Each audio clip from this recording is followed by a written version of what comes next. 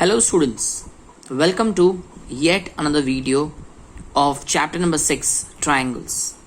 Students, today we are going to discuss a very important theorem, and that is the basic proportionality theorem. This theorem is also known as Thales theorem, named after the great mathematician Thales, who gave us the proof of this theorem. So here we begin basic proportionality theorem, also known as BPT. Theorem 6.1 of your textbook, standard 10th. If a line is drawn parallel to one side of a triangle to intersect the other two sides in distinct points, the other two sides are divided in the same ratio. So students, we are given a line which is drawn parallel to one side of triangle. Let us assume the one side is BC and this is the line. Name it as a DE. So this line DE is parallel to BC. So if a line is drawn parallel to one side of a triangle to intersect the other two sides in distinct points, मतलब ये जो line है ना DE, ये AB को और AC को दो डिस्टिंक्ट पॉइंट्स पे इंटरसेक्ट करती है. Then the other two sides are divided in the same ratio. Students, ये DE बनाने के बाद ये जो AB है ना, इसके दो पार्ट्स बन जाते हैं, AD and DB. AD DB और DE AC को भी दो पार्ट्स में डिवाइड करता है, AE and EC. Correct. So it is written कि अगर DE BC के पैरेलल है तो DE AB और AC को सेम रेशियो में डिवाइड करेगा. इसका मतलब AD अपॉन DB, इसका जो रेशियो है AD अपॉन DB का, that value will be equal to AE upon EC. ठीक है. तो इस सम में what is given in triangle ABC, DE is parallel to BC, DE intersects AB and AC at D and E respectively, और हमें prove करना है AD upon DB equal to AE upon EC. So this is our data and this is what we have to prove. Now students, to begin with, इसके proof के लिए सबसे पहले हम लोग ज्वाइन करते हैं BE को. Join BE and let us join CD. Join BE and join CD. Let us make DM perpendicular to AC. And let's make EN perpendicular to AB. So remember that पहले हमने BE और CD को join किया है और CN perpendicular to AB and DM perpendicular to AC. This is how we have to start our proof. Right students? Now let's go further. Now please look at triangle ADE. ADE. अब triangle ADE के अंदर दो perpendicular हैं, एक है EN और एक है DM. I repeat, one is EN, other is DM. ये दोनों perpendicular. So out of this two आपको कोई एक सिलेक्ट करना है. से फॉर एग्जाम्पल हमने EN सिलेक्ट किया, EN, and let us find out what will be the area of triangle ADE. Now in your lower classes, that is 9th standard, you have studied that area of triangle is equal to half into base into height. अब हमने ना height मतलब perpendicular EN को select किया है. EN is the perpendicular, so half into perpendicular into base. base क्या है? AD. Students, आपको है ना ध्यान सिर्फ ट्राइंगल ADE पे रखना है. So half into EN. अब चेक करो EN का बेस क्या है. सो EN का बेस है AD. Is that clear? Now similarly please focus on triangle DBE. Which triangle? DBE. अब स्टूडेंट्स ध्यान से देखिए, ये जो ट्राइंगल DBE है, इसके अंदर कोई परपेंडिकुलर है? ट्राइंगल DBE के अंदर आई एम टॉकिंग अबाउट अंदर. देखो, दो परपेंडिकुलर्स थे हमारे EN और DM. तो कोई भी परपेंडिकुलर ट्राइंगल DBE के अंदर है? So the answer is no. तो ऐसे केस में हम कैसे इसकी एरिया निकालें? तो उसका बहुत सिंपल सा तरीका है, इट इज नॉट नेसेसरी कि परपेंडिकुलर हमेशा ट्राइंगल के अंदर ही हो। देखो, अगर आप BD को एक्सटेंड करो, अगर आप BD को आगे ले जाओ तो क्या वो EN को टच कर रहा है? Please check. BD को आगे एक्सटेंड करो तो क्या वो EN को टच कर रहा है? The answer is yes. It means that हम लोग एरिया ऑफ ट्राइंगल BDE ऐसे लिख सकते हैं, area of triangle BDE equal to half into base into height. Students, हमने किसको एक्सटेंड किया? BD को।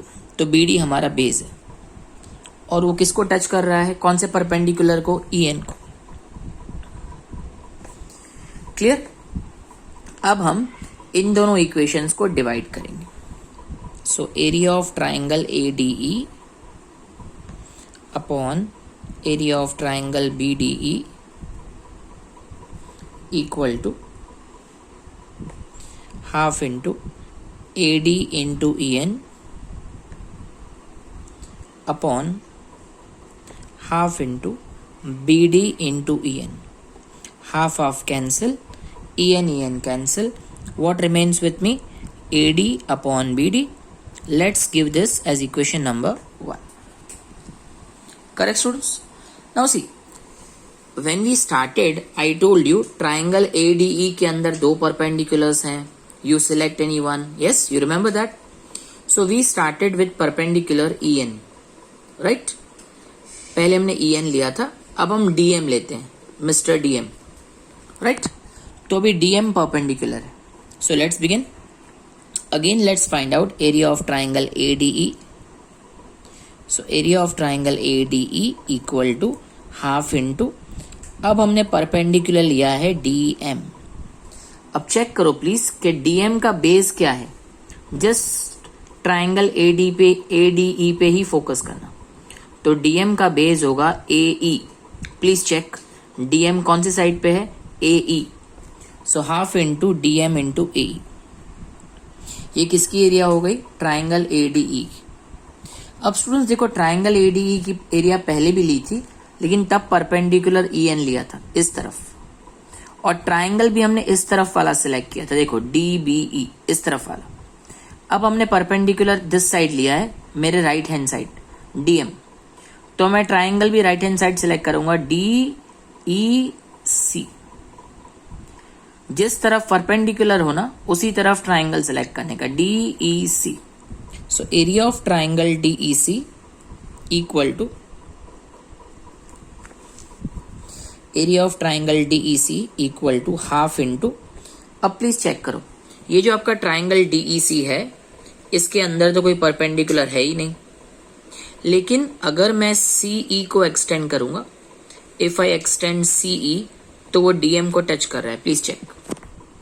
सो I will write like this, half into किसको एक्सटेंड किया? CE को। और किसको टच कर रहा है? कौन से परपेंडिकुलर को? DM। अब हम इन दोनों को डिवाइड करते हैं। Let us divide this two. So area of triangle ADE upon area of triangle DEC equal to half into DM into AE upon half into CE into DM. Half of cancel, DM cancel. So what remains? AE upon CE, equation number 2. Is it okay, students? Now equation 1 और equation 2 दोनों के LHS पे focus करिए। मैं यहाँ पे circle कर रहा हूँ, दोनों के LHS पे फोकस करिए। देखिए, यहाँ न्यूमरेटर में है एरिया ऑफ ट्राइंगल ADE, यहाँ पे भी न्यूमरेटर में है एरिया ऑफ ट्राइंगल ADE, लेकिन दोनों का डिनोमिनेटर चेक करो, आर दे इक्वल? नो। यहाँ हमारे पास है एरिया ऑफ ट्राइंगल BDE और यहाँ हमारे पास है एरिया ऑफ ट्राइंगल DEC। अब मैं इन दोनों ट्राइंगल्स पे फोकस कर रहा हूँ, triangle BDE and triangle DEC। पहले दोनों का मैं नाम लिख देता हूं। So triangle BDE and triangle DEC। अब स्टूडेंट्स, इन दोनों ट्राइंगल में कुछ खास बात है, मैं आपको फिगर के थ्रू समझाता हूं। Okay, please pay attention. Triangle B D E और ट्राइंगल डी ई सी। अब ये जो दो ट्राइंगल्स है ना, एक ऐसी कॉमन साइड है जो दोनों ट्राइंगल में है, डी बी ई में भी है, डी बी ई में भी है और डी ई सी में भी है। ऐसी कौन सी साइड है? Can you find out which side is common between both? Yes, the common side is D E. Correct, which is the common side? D E. अब जो मेरा दूसरा क्वेश्चन है वो ये है कि triangle D B E, triangle D B E, ये डीई और बीसी, ये जो दो पैरेलल लाइंस है उनके बीच में कौन से ट्राइंगल की बात कर रहा हूं? D B E. It is between DE and BC. Is it correct? और जो ट्राइंगल डीई सी है ना, ये भी डीई और बीसी के बीच में। So triangle D B E and triangle DE C, they both have a common base, और वो कॉमन बेस है डीई, कॉमन साइड है D, and they lie between two parallel lines, and lie between two parallel lines. Now which are those parallel lines? DE and BC. They lie between two parallel lines DE and BC. Now in standard 9th we have studied if two triangles have a common base and they lie between two parallel lines, then both the triangles have same area. इसका मतलब area of triangle BDE is equal to area of triangle DEC. सो ये मैंने लिख दिया, area of triangle BDE equal to area of triangle DEC. Let's give this as equation number 3. So from 1, 2 and 3, let's see can we conclude something from 1, 2 and 3. Students फिर से equation 1 और 2 का left side देखिए. Numerator same, numerator same. Are the denominator same now? Yes. According to equation number 3, area of BDE and area of DEC are equal. area of BDE, area of DEC, ये दोनों equal है, तो दोनों का denominator equal है, दोनों का numerator भी इक्वल है. मतलब इक्वेशन 1 और इक्वेशन 2 दोनों का लेफ्ट साइड इक्वल है, और जब दोनों का लेफ्ट साइड इक्वल है तो ऑब्वियसली दोनों का राइट साइड भी इक्वल होगा. So from 1, 2 and 3 we conclude that AD upon BD equal to AE upon CE. So from 1, 2 and 3, AD upon BD is equal to AE upon EC.